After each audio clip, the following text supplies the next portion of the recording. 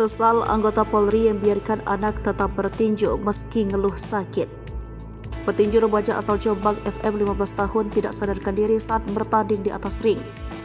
FM kali itu menjalani laga perempat final di ajang Porprov.